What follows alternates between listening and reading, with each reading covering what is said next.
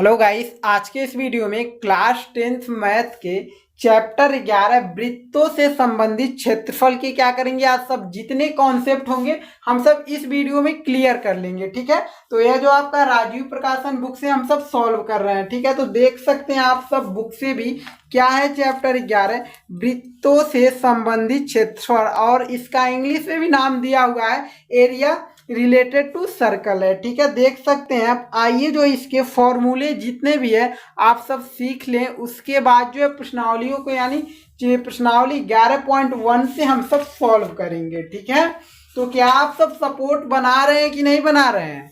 Support करिए guys, बहुत ज्यादा समय हो चुका है। ठीक है, नवंबर क्या है आपका अक्टूबर, यानी जो है अक्टूबर क्रॉस करने वाले हैं हम सब, बट आप लोग सपोर्ट नहीं कर रहे हैं। ठीक है, तो जो है इसका पहले तो हम एक वृत्त बना लेते हैं, क्योंकि वृत्त का बात कर रहा है, इसमें हम सब क्या समझेंगे, फॉर्मूले ही सभी समझना है। वृत्त वृत्त की परिधि क्या होती है, वृत्त का क्षेत्रफल, अर्धवृत्त की परिधि, और चाप की लंबाई, और त्रिज्य खंड का क्षेत्रफल, ये सब जो है आपको फॉर्मूले तैयार होने चाहिए, तभी जो है आपके इसके क्वेश्चन सोल्यूशन हो सकते हैं। ठीक है, तो बहुत जल्द ही सीखेंगे, ज़्यादा समय नहीं लगेगा आपको सीखने में, कोई दिक्कत नहीं। पहले तो हम एक वृत्त बना लेते हैं। ठीक है, वृत्त बना लें, टाइम दे रहे हैं आप सब।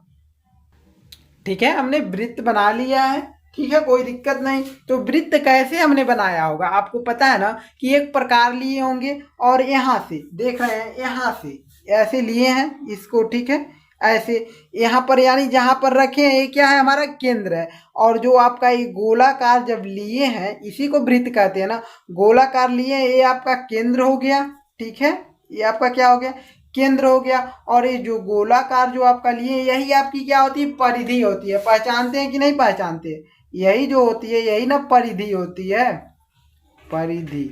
और केंद्र ये आपका क्या होता है, केंद्र होता है। ठीक है, वृत्त का क्या होता है, केंद्र होता है। और केंद्र से यहाँ तक की जो दूरी होती है क्या होती है, त्रिज्या होती है। परिधि तक, किसी परिधि पर किसी एक बिंदु से जब जाकर मिलती है, यहाँ पर बहुत सारी बिंदु है, ये सब आपको सभी बताए हुए हैं, ज़्यादा नहीं बताना आप सबको। ठीक है, तो ये आपका परिधि हो गया। तो इसमें हम क्या सब पहचानने वाले थे, परिधि का सॉरी वृत्त की परिधि, फॉर्मूला क्या होता है, तो आप फॉर्मूला को तैयार कर लीजिएगा। वृत्त की परिधि, वृत्त की परिधि, वृत्त की परिधि जो होता है बराबर क्या होता है, 2πr। क्या होता है, 2πr। इस फॉर्मूले को तैयार कर लीजिएगा, हमेशा यूज होता है, ऐसा नहीं है कि जो है एक बार यूज में खत्म हो जाएगा, नहीं, बार बार होता है। ये आपका क्या हो गया, पहले तो हमने एक वृत्त बनाया और परिधि पहचाना, उसके बाद जो है फॉर्मूले को पहचाना। तो वृत्त की परिधि क्या होती है, 2πr होता है। ठीक है, इसके बाद वृत्त का क्षेत्रफल, तो वृत्त का क्षेत्रफल लिख सकते हैं, पूरा क्षेत्रफल, कोई दिक्कत नहीं। वृत्त का क्षेत्रफल, अब इस वृत्त में आप देख सकते हैं क्षेत्रफल कहाँ है भाई साहब, तो कहाँ पर, ये जो है वृत्त है आपका पूरा गोलाकार। ठीक है, वृत्त है, और ये जो रेखा है आपकी क्या है, ये है परिधि है, और एक केंद्र है। तो इसका क्षेत्रफल, वृत्त का क्षेत्रफल यही सब तो होता है, यही सब तो वृत्त का क्षेत्रफल होगा। यानी इस गोले से बाहर नहीं, गोले के यानी गोले सही, वृत्त के अंदर ही, वृत्त के बाहर नहीं। वृत्त के जो खाली स्थान है अंदर, यही जो है वृत्त का क्षेत्रफल होता है। क्या होता है, क्षेत्रफल। और वृत्त के क्षेत्रफल का फॉर्मूला क्या होता है, पाई आर स्क्वायर होता है, याद कर लीजिएगा, पाई आर स्क्वायर। सभी फॉर्मूले का बहुत जो है बोर्ड एग्जाम में आपको हमेशा जरूरत पड़ता रहेगा, याद कर लीजिएगा बेहतर तरीके से। ठीक है, ऐसा नहीं है भूल जाना है, याद करना है बिल्कुल बेहतर तरीके से। और आप सबको पहले भी बता दिया गया है, फिर यहाँ पर भी हम बता देते हैं। पाई का जो मान होता है, पाई का मान, पाई बराबर क्या होता है, यहाँ पर पाई समझ लीजिए, पाई का मान क्या होता है, 22/7 होता है कि नहीं, 22/7 यही होता है। बट यह जो पाई होता है अपरिमेय होता है। ठीक है, अपरिमेय, बहुत दिनों से आप पढ़ते आए हैं। ठीक है, बट पाई का जो मान 22/7 होता है, यह क्या होता है, परिमेय संख्या होता है। ठीक है, परिमेय होता है। ठीक है, ये अपरिमेय होता है, परिमेय होता है, ठीक है, याद रख लीजिएगा, ऐसा नहीं। और जब भी क्वेश्चन में आएगा कोई तो आपको पाई का मान क्या रखना है, 22/7 ही रखना है। जब तक कहे ना क्वेश्चन में, जब तक कहेगा नहीं कि पाई का मान 3.14 रखिए तो तब तक मत रखिएगा, 22/7 ही रखिएगा। जब क्वेश्चन में कह देगा कि पाई का मान 3.14 रखिए तब रख दीजिएगा, ठीक है, कोई दिक्कत नहीं है ना। तो आप सब वृत्त की परिधि तैयार कर लिए और वृत्त का क्षेत्रफल, 2 फॉर्मूले आपके तैयार हो गए, ठीक है। इसके बाद अगला फॉर्मूला क्या है, अगला जो फॉर्मूला है क्या है, अर्धवृत्त की परिधि, ठीक है। तो अर्धवृत्त की परिधि यहां पर लिखते हैं, अर्धवृत्त की परिधि, समझिएगा, अर्धवृत्त की परिधि। अब जब पूरा पूरा अर्धवृत्त जो होता है, वृत्त का परिधि क्या हुआ है, 2πr हुआ है। 2πr का आधा क्या होगा, πr होगा। इतना तो आपको ध्यान में ही होगा कि अगर वृत्त की परिधि 2πr तो आधा वृत्त की परिधि यानी अर्धवृत्त का जो चित्र बनेगा वह कैसे बनेगा, अर्धवृत्त की परिधि का हम चित्र बना दे क्या, 1 सेकेंड टाइम दीजिए थोड़ा, ठीक है। ये क्या ले लिए हम, अर्धवृत्त ले लिए कि नहीं। अब सोचेंगे अगर वृत्त की परिधि 2πr है तो अर्धवृत्त की परिधि इसका आधा क्या होगा, πr होगा, πr होगा। बट नहीं, πr जो होगा सिर्फ और सिर्फ इतना का होगा, ठीक है, इतना का वृत्त, अर्धवृत्त की परिधि का। बट ये जो है आपका बढ़ा है ना, अर्धवृत्त बना है, तो ये क्या है आपका, ये जो है आपका व्यास है, ठीक है, वृत्त का व्यास ही है ना, ठीक है। ये क्या है, वृत्त का व्यास है जिसको हम 2r यानी यहाँ तक केंद्र फिर यहाँ तक यानी 2r है इसमें, समझ पा रहे हैं कि नहीं। यानी क्या है आपका 2r है उसमें, तो आपका वृत्त की परिधि का आधा है क्या मिला, πr मिला, ठीक, πr मिला, ठीक है। फिर ये क्या है आपका व्यास है, व्यास को 2r लिखते हैं, तो 2r हमने लिख लिया, कोई दिक्कत नहीं है, दिक्कत ना। अब देख लीजिए, अब इसको हम जोड़ेंगे तो क्या मिल जाएगा आपका, πr और 2r, r कॉमन ले लेते हैं, r कॉमन लिए, बचा आपका π+2 मिला, ठीक है। π+2 ही होगा क्या इसका, ठीक है, यही हो जाएगा। यानी r कोष्टक के बाहर और π+2 क्या हो गया, अर्धवृत्त का परिधि हो गया। यहाँ पर लिख लीजिए r कोष्टक में π+2r, डायरेक्ट भी याद कर सकते हैं, ठीक है, कोई दिक्कत नहीं। ये अर्धवृत्त की परिधि हो गई, ठीक है। अब आते हैं अगले पॉइंट पे। अगला पॉइंट जो है आपका चाप की लंबाई, क्या है आपका, चाप की लंबाई। तो पहले हम सब चाप लेंगे, उसके बाद पहले तो हम चित्र को ही बना देते हैं। तो चाप की लंबाई किसे कहते हैं, ठीक है। तो पहले जब उसको देखेंगे पहचानेंगे तब तो समझेंगे ना। तो चित्र को हम पहले बना दें, ठीक है। इसको जो है गोला कर लीजिए, नहीं तो दिक्कत होगा कि अर्धवृत्त की परिधि क्या होती है नहीं पहचानते हैं भाई साहब, दिक्कत हो जाएगा। याद कर लीजिएगा बिल्कुल, जो भी फॉर्मूला कर रहे हैं याद करने के लिए बिल्कुल याद करिएगा, सभी पूछ लेते हैं बोर्ड एग्जाम में, ठीक है। ऐसा नहीं है कि कहीं से भी इंपॉर्टेंट क्वेश्चन आप सब तैयार करते जाइए, कहीं से कुछ नहीं करना है। चैप्टर वाइज पढ़ना है तो चैप्टर वाइज अच्छे से पढ़िए, ठीक है। अगर इंपॉर्टेंट क्वेश्चन ही तैयार करना है तो चैप्टर वाइज करिए। ऐसा नहीं है कि कहीं से भी हम इंपॉर्टेंट क्वेश्चन तैयार कर लें और चले जाएं बोर्ड एग्जाम देने, भाई साहब दिक्कत हो जाएगा, मेरी बात को मानिए, ठीक है। जो भी तैयार करना आपको चैप्टर वाइज तैयार करना। अगर बहुत ज़्यादा अगर इच्छा है कि इंपॉर्टेंट क्वेश्चन करने की तो मॉडल पेपर सॉल्व करिए, ठीक है, ये प्रीवियस ईयर क्वेश्चन सॉल्व करिए, ठीक है। ज़्यादा परेशान नहीं होना चाहिए कि बोर्ड एग्जाम आ रहा है हम ज़्यादा से ज़्यादा क्या पढ़ लें कि इंपॉर्टेंट क्वेश्चन पढ़ लें। ऐसा थोड़ी होता है कि आपके इंपॉर्टेंट क्वेश्चन उठाकर दे देगा बोर्ड एग्जाम में, आप भाई साहब क्या करेंगे, लगेंगे लिखने हमको सब मिल गया क्वेश्चन। ऐसा कुछ नहीं होता है। जो आपको हम मॉडल पेपर देते रहते हैं बीच बीच में, अगर उसको आप सब सॉल्व हमेशा देते रहते हैं, ऐसा नहीं है। आपको जो है हमेशा जो है मॉडल पेपर जो है आपको दिए रहते हैं हमेशा, अगर देखते हैं तो आपकी तैयारी होती है, वो सभी इंपॉर्टेंट क्वेश्चन होते हैं, ठीक है। ऐसा नहीं है कि वही बोर्ड एग्जाम में आएगा, नहीं, बट तैयारी आपकी बेहतर होती जाएगी, जैसे ही वीडियो देखते जाएंगे तैयारी बेहतर होती जाएगी। तो ज़्यादा हमारी बात मानिए, या तो करना है तो चैप्टर वाइज इंपॉर्टेंट क्वेश्चन यानी अपने से जो आपको जैसे छांट कर करना है, या तो पूरा सिलेबस ही फिर दोहरा ले, सबसे बेहतर तो यही होता है, ठीक है। तैयारी अगर बेहतर करना है तो अगर आप पूरे सिलेबस को, सिलेबस से ही पूछता है, उससे बाहर कहीं नहीं पूछता है। या कि नहीं, ऐसा नहीं है कि आपका इंपॉर्टेंट क्वेश्चन जो बताते हैं सर कोई भी आपका वही मिल जाएगा, ऐसा कुछ नहीं होगा। बिल्कुल आप कुछ नहीं करके आ पाएंगे। ठीक है, तैयारी करना है तो चैप्टर वाइज करिए, नहीं तो मत करिए, यही कह रहे हैं। ठीक है, करने का मतलब है हम सोचते हैं कि बच्चे जो है ज़्यादा परेशान ना, important question 50 objective question, 100 objective question, ऐसे तो बाबू कुछ नहीं हो पाएगा। ठीक है, तैयार करते रह जाएंगे, कुछ नहीं हो पाएगा, क्वेश्चन भी नहीं करके आ पाएंगे। अगर चैप्टर वाइज करेंगे तो पक्का है आप अच्छे नंबर तो ला ही कर देंगे। ठीक है, अच्छे नंबर के साथ साथ बेहतर से पढ़ेंगे चैप्टर वाइज तो 90% भी आपका आ सकता है, 95% भी आ सकता है, ऐसा नहीं है कि नहीं आएगा। ठीक है, बट आप सबको मेरी सलाह मानिए, जो भी पढ़िए चैप्टर वाइज पढ़िए गाइस। हम एक बार फिर बता रहे हैं कि अगर इंपॉर्टेंट क्वेश्चन करना है मॉडल पेपर करिए, प्रीवियस ईयर क्वेश्चन करिए सिर्फ और सिर्फ। ठीक है, यानी जो है अनसॉल्व को करिए। ठीक है, अब आते हैं हम सब अगले अगले पॉइंट पे। अगला पॉइंट जो है आपका चाप की लंबाई। चाप की लंबाई का फॉर्मूला क्या होता है, तो हम पहले ही आपको बता दें।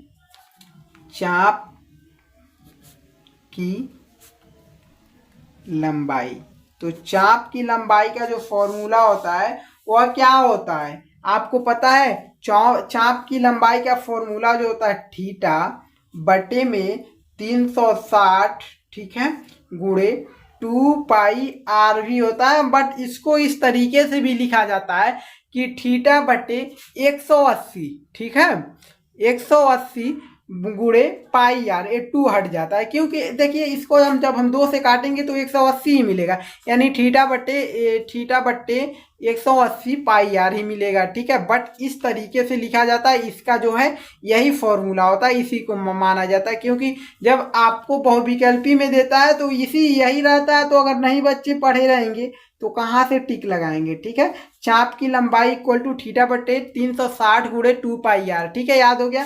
अब ये आपका वृत्त हो गया और वृत्त का एक केंद्र हो गया। अब यहाँ पर चाप की लंबाई क्या है, एक त्रिज्या यहाँ पर हम लेंगे, ठीक है, और एक त्रिज्या अब हम यहाँ पर लेंगे। ठीक है, और कहाँ किससे मिला रहे हैं हम सब, परिधि से मिला रहे हैं। ठीक है, अब यहाँ पर जो कोण बना है, ठीक है, यहाँ पर थीटा कोण ले लेते हैं। और चाप, यहाँ से जब चाप हम किए हैं तो यहाँ से यहाँ चाप की लंबाई यही हुई ना, ये क्या हो गई, चाप की लंबाई। यह जो हो गई आपकी लघु चाप हो गई। ठीक है, क्योंकि जब यहाँ थीटा बनेगा 180 अंश से कम ही बनेगा, ठीक, क्योंकि छोटा है। और ये जो बड़ा वाला है चाप, ठीक है, यहाँ से ये बड़ा वाला जो चाप है परिधि वृत्त की, ये चाप ही तो हुआ ना। अब ये आपका चाप, ये क्या हो गया, ये आपका दीर्घ चाप हो गया। तो ये भी मालूम होना चाहिए कि लघु चाप और दीर्घ चाप। तो देखिए लघु चाप की लंबाई का फॉर्मूला भी यही होगा। ठीक है, और दीर्घ चाप की फॉर्मूला भी यही होगा। दीर्घ चाप की लंबाई का फॉर्मूला क्या होगा, यही होगा। ठीक है, याद कर लीजिएगा। बट जो है आपको समझने के लिए बता दें, देखिए जिसका यहाँ पर थीटा जो बन रहा है 180 अंश से कम होना चाहिए। ठीक है, क्या होना चाहिए, लघु चाप है ना आपका, लघु का मतलब छोटा चाप। ठीक है, लघु चाप का मतलब यहाँ पर बता देते हैं, लघु चाप कब होगा, जब आपका 180 अंश से छोटा होगा। ठीक है, लघु चाप 180 अंश से छोटा होता है, ये आपका दीर्घ चाप है। ठीक है, ये क्या होता है, ये दीर्घ चाप जो होता है 180 अंश से बड़ा, 180 अंश से बड़ा, याद कर लीजिएगा। ठीक है, इतना पता होना चाहिए कहाँ पर दीर्घ चाप है, कहाँ पर लघु चाप है, ये आपको पता होना चाहिए। 180 अंश से छोटा अगर कोण यहाँ पर बना रहा है तो ये आपका क्या है, लघु चाप है। अगर बड़ा बना देता तो क्या हो जाता, दीर्घ चाप हो जाता। ठीक है, समझ गए आप सब। अब देखिए, अब आते हैं हम सब त्रिज्य खंड के क्षेत्रफल पर। तो वृत्त में त्रिज्य खंड कहाँ पर होता है भाई साहब, तो बिल्कुल इसी तरीके से हम चित्र को बनाएंगे। ठीक है, कोई डिफिकल्ट नहीं है। तो यहाँ पर इसी चित्र से आप समझ सकते हैं। तो यहाँ पर लिखते हैं त्रिज्य खंड का क्षेत्रफल, क्षेत्रफल, त्रिज्य खंड का क्षेत्रफल का जो फॉर्मूला होता है थीटा बटे 360, ठीक है, गुणे पाई आर स्क्वायर, ये त्रिज्य खंड का क्षेत्रफल का फॉर्मूला होता है। और इसमें भी क्या होता है, लघु त्रिज्य खंड और दीर्घ त्रिज्य खंड, लघु त्रिज्य खंड फिर दीर्घ त्रिज्य खंड, दीर्घ त्रिज्य खंड। बट फॉर्मूला तो आपका एक ही होता है, फॉर्मूले में कोई अंतर नहीं होता, दीर्घ त्रिज्य खंड रहे चाहे आपका लघु त्रिज्य खंड रहे। बट जो है आपका यहाँ पर चित्र से पहचानिए त्रिज्य खंड, त्रिज्य खंड का क्षेत्रफल। तो लघु त्रिज्य खंड क्या है आपका, ये जो छोटा कोण बनाया है 180 अंश से, तो ये जो है आपका क्षेत्रफल, तो यही सब होता है ना। ये क्या है आपका त्रिज्य यानी लघु त्रिज्य खंड का क्षेत्रफल, ठीक है, लघु त्रिज्य खंड का क्षेत्रफल, ठीक, समझ जाइएगा। और ये जो आपका बड़ा वाला है ये आपका क्या है, दीर्घ त्रिज्य खंड का क्षेत्रफल, दीर्घ, एक ही चित्र में हम समझा दिए, ठीक, समझ में आया होगा। त्रिज्य खंड का क्षेत्रफल, कुछ नहीं डाउट, कुछ नहीं करना है आपको, सिर्फ और सिर्फ इसको तैयार करना है। फॉर्मूला क्या क्या आपका यूज हो रहा है चित्र से आप समझते जा रहे हैं, कोई दिक्कत नहीं होना चाहिए। दिक्कत हो रहा है क्या कहीं पर भी फॉर्मूले तैयार करने में, हो रहा है क्या, कुछ नहीं। क्वेश्चन को जो है आपको सॉल्व करना जरूरी होता है, फॉर्मूले बस याद होना चाहिए, ठीक है। अब देखिए एक जो है आपका सभी पता चल गया, लघु चाप, दीर्घ चाप, लघु त्रिज्य खंड, दीर्घ त्रिज्य खंड, सब पता, चित्र से भी देख रहे हैं किसे कहते हैं और फॉर्मूले भी देख रहे हैं। आप इसे ऐसे तैयार भी कर चुके होंगे, ठीक है, तैयार कर लिए हैं कि नहीं कर लिए हैं, एक बार जो है फिर बताइए, ठीक है। अब इसके बाद जो अगला पॉइंट पर आते हैं, अगला पॉइंट आपका लघु वृत्त खंड का क्षेत्रफल का फॉर्मूला, ठीक है। लघु वृत्त खंड क्या है आपका, क्या है आपका लघु वृत्त खंड। तो लघु वृत्त खंड का क्षेत्रफल का फॉर्मूला आपको याद करना होगा, और दीर्घ वृत्त खंड के क्षेत्रफल का फॉर्मूला इसका तो अलग होगा।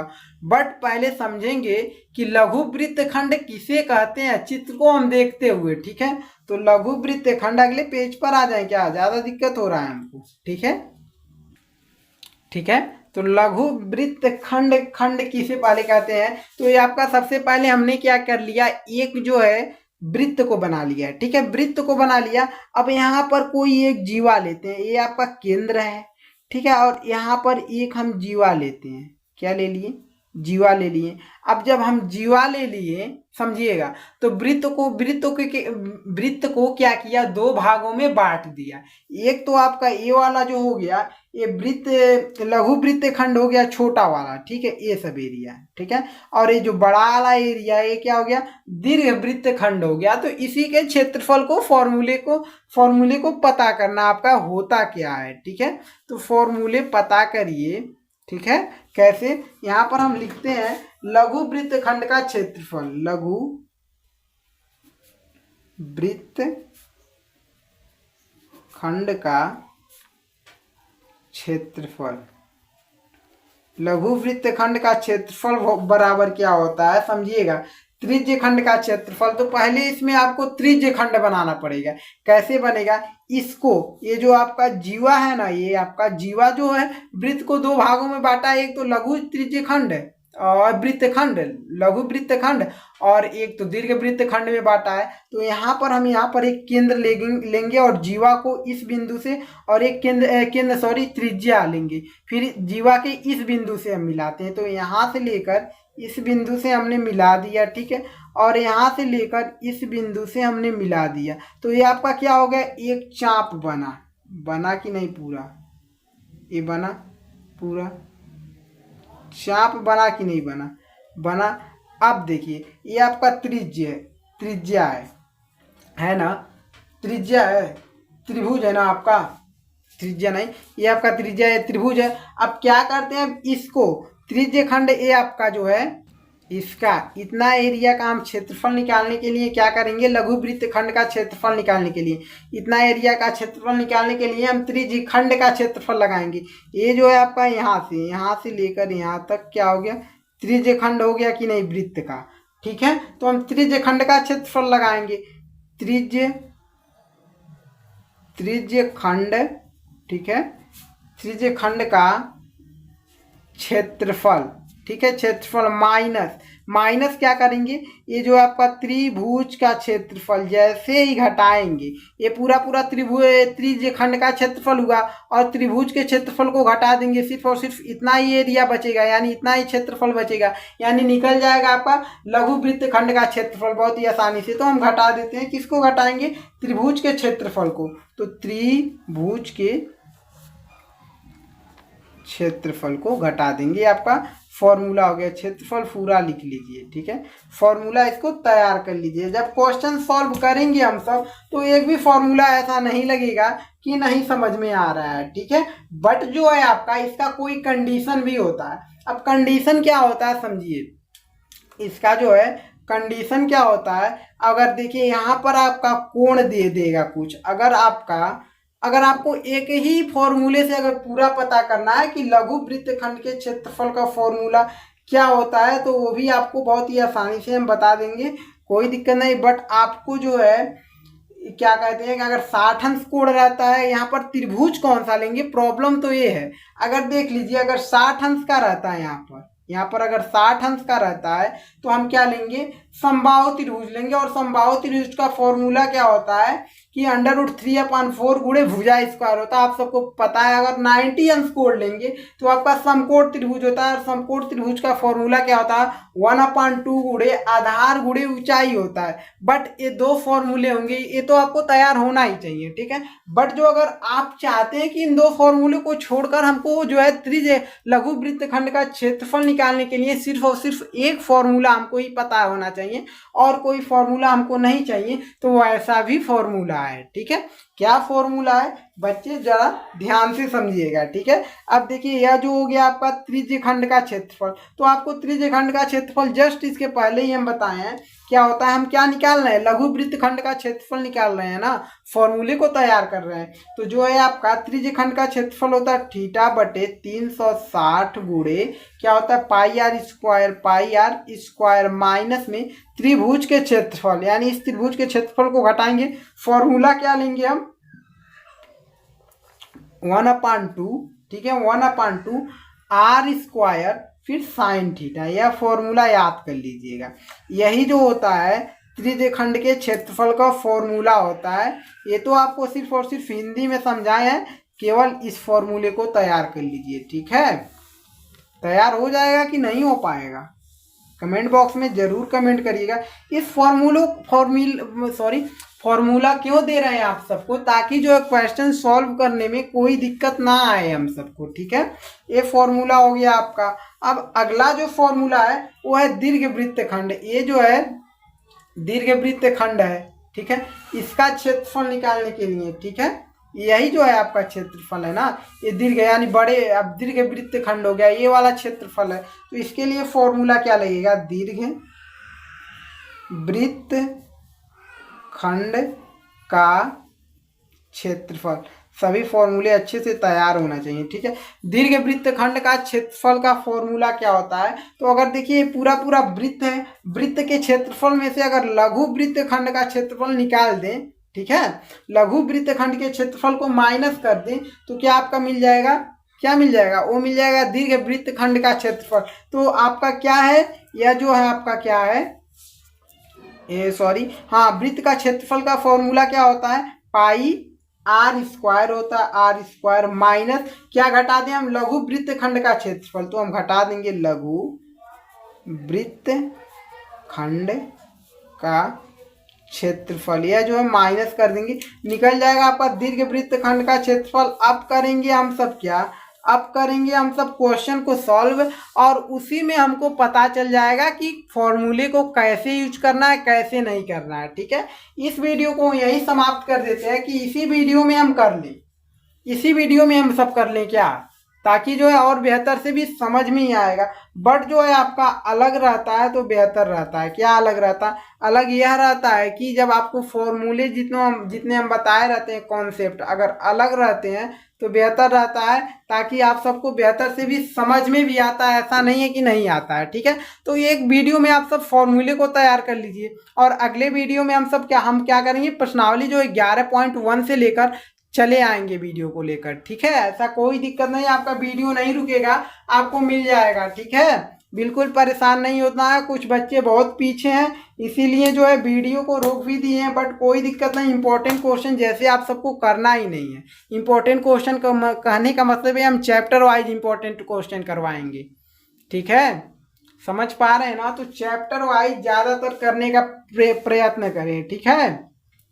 ज़्यादा इधर उधर वीडियो पर ज़्यादा ध्यान देंगे तो दिक्कत तो हो ही सकता है, बट इंपॉर्टेंट क्वेश्चन अगर चैप्टर वाइज अभी से भी करेंगे, अगर पूरे जो है आपको कॉन्सेप्ट जितने कॉन्सेप्ट पूरे सिलेबस को, ठीक है, पूरा कंप्लीट रिवीजन करते हैं, 3 बार करते हैं, तो भी आपका एक भी नंबर कटेगा नहीं।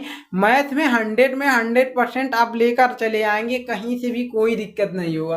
सिर्फ और सिर्फ आपको जितना सिलेबस में है उतना ही पढ़ना है, ठीक है। ज़्यादा तो हम बता दें, राजीव प्रकाशन जी के बुक में बहुत ज़्यादा क्वेश्चन दे दिया है।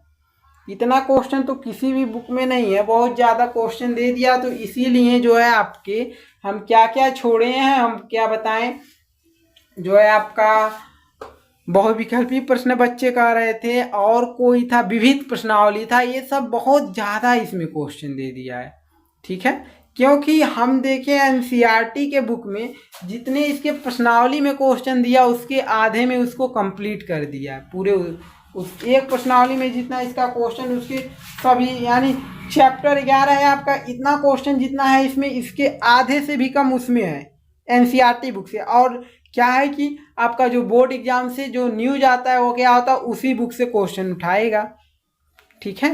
और सही भी बात है, वहीं से उठाता है, एनसीईआरटी बुक से ही उठाता है। बट आप सब वो क्वेश्चन सभी पढ़ चुके हैं, ऐसा नहीं है कि आप सब नहीं पढ़े हैं।